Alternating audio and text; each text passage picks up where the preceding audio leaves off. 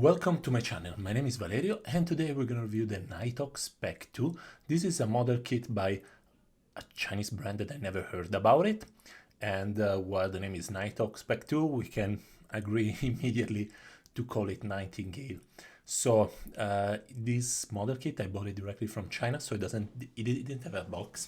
At least it didn't arrive with a box to me. It was around 45 bucks, something like that. And it has been advertised as a 144 scale model kit.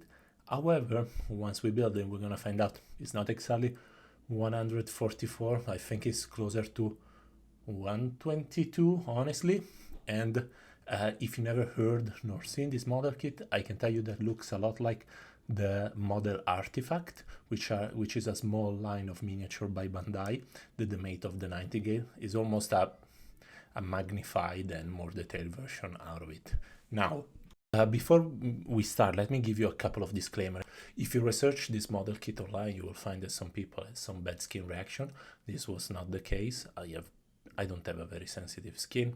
However, if this is the case for you, you might want to wash the runner with water and soap before you start to work over it, because most likely the reaction is caused by a mod release agent.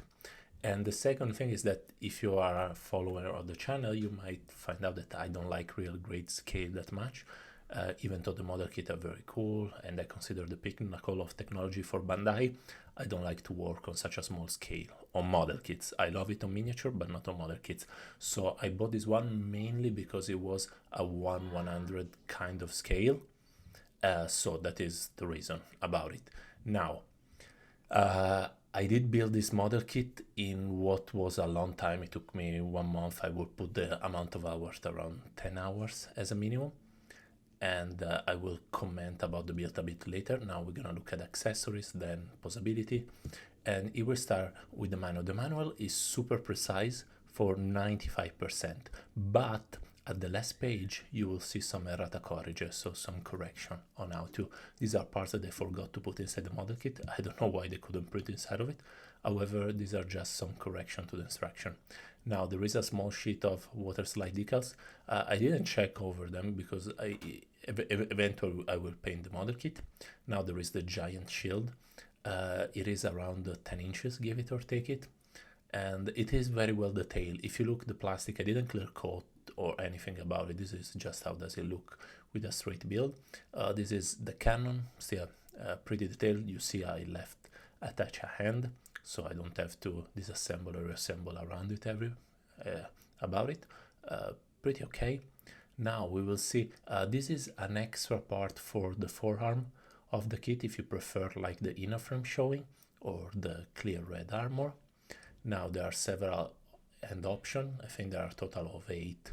I have 4, then there is the one attached to the cannon, and then there are the 2 over the robot. They're not great. You might want to sand a bit the pegs because they will not sit flush otherwise.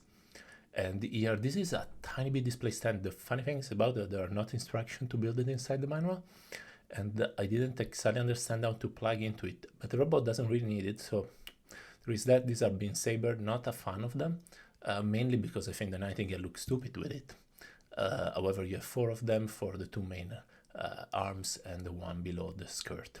Now we're gonna look at the model kit, and let me tell you again, actually let me tell you for the first time, this kit is not for the faint of heart. It is not particularly easy. You will need to do some minor fixture to part. You will have to open pinholes where you put it.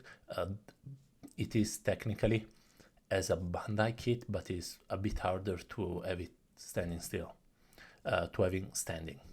What I mean by that is that when you try to plug a piece into another one, you will have to push very hard with the risk of breaking it, or you will have to put a tiny screwdriver and a tiny drill and enlarge the hole.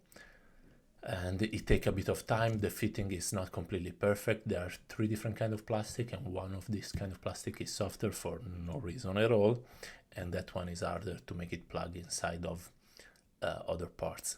Now, once you finish to build it, however, you find yourself with this almost 1/100 scale kind of robot, ultra detailed. If you look, I didn't clear clear coat anything, and the plastic is already clear coated, so you have this super shiny red. This robot kind of stand on itself, mostly is sitting on the propeller on the back, and I can say it looks a lot like the Gundam artifact from some time ago, which once again had this small model kit. And what can I say? I very much like it. The proportion looks weird in camera, but it looks pretty good live. Now, for the surprise, I wasn't expecting articulation, to be honest. However, this is very articulate. The head goes up and down, left and right. The arm can go way over the shoulder line, you see. But you want to use the hand. Why? Because some of the joints are so hard that they might snap on you. Didn't happen to me, but might as well happen. We bring it down. There it is. You can do a double closure with what is a double joint onto the elbow. You see? And you can see that the parts are solid, like you will not see many part dropping, which sometimes happen with third-party model kit that are not really made to be action figure as the Bandai one, but they're made to be painted and that's it. This is mainly on the Bandai side for how much it can move, and for the build experience, well, more advanced build experience. Now there is a waist joint. Okay, let me open it. So here the real problem is the Nightingale design. Not this design, just the Nightingale in general, which is, I mean, in my head the Nightingale was always a starship with a head on it and a couple of small legs. The fact that it can move like this, kind of surprised. There is not an ab crunch. So the skirt has some minor arms below it that you can extract. Yeah, I'm not a super fan of this kind of gimmick. I mean, I'm happy that there is, but I care very little for it. Now, you can move the leg, but you have like 10 degrees range. And because you can move the feet quite a bit, tips, heels, and you see there are some piston moves. And the details is very good.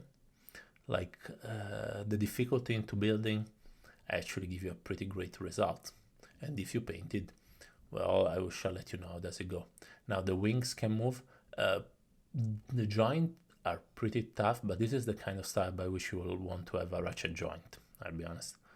I'm not sure they will sag ever because the position how they got put, but this put a lot of weight over the robot.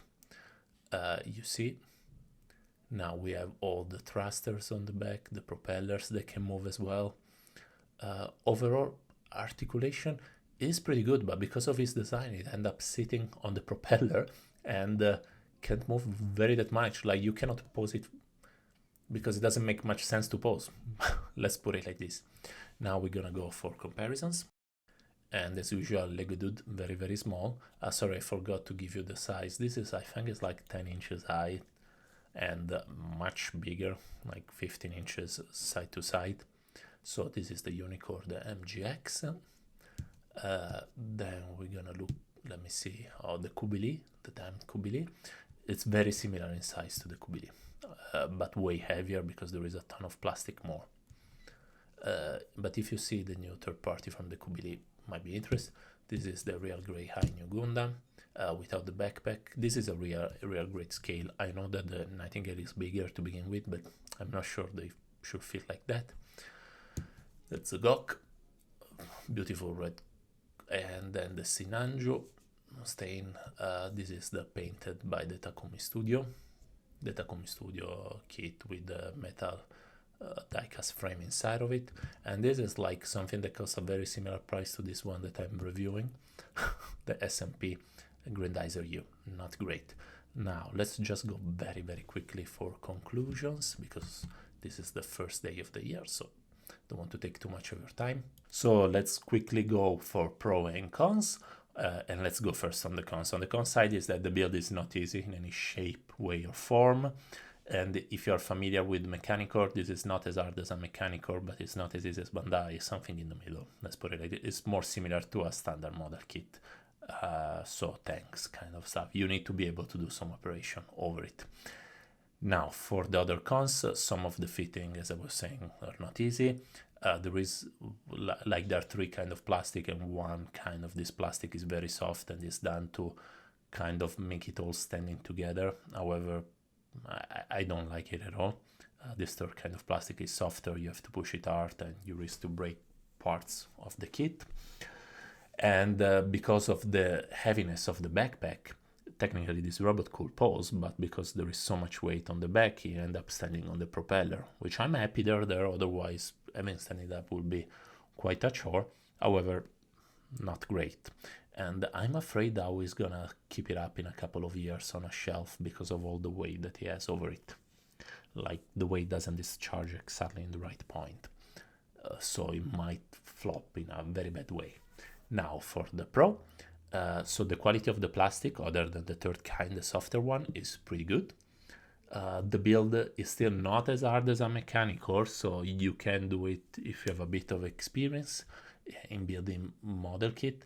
If this is your first tour out of a Bandai model kit, maybe pick up a different one, an Infinity, Inera Plus kind of stuff before getting into this one.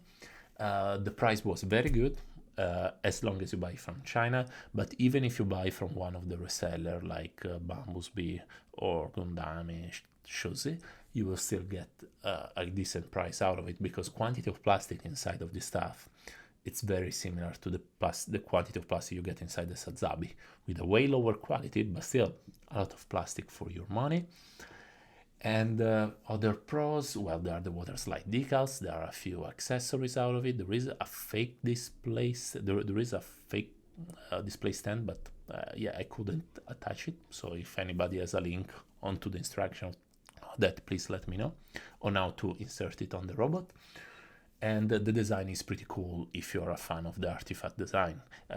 On my hand, I can tell you, I was expecting this one to be a plastic version of the Hammer Cut resin kit. It was not. Still okay. I still like this design. Now, do I recommend it? Yes or no? Yes, in as far as you're not a beginner builder and you have the space, because this dude is massive. And from me, that's everything, guys. Please enjoy the new year and have a beautiful day. Bye. And please like and subscribe. Bye, guys.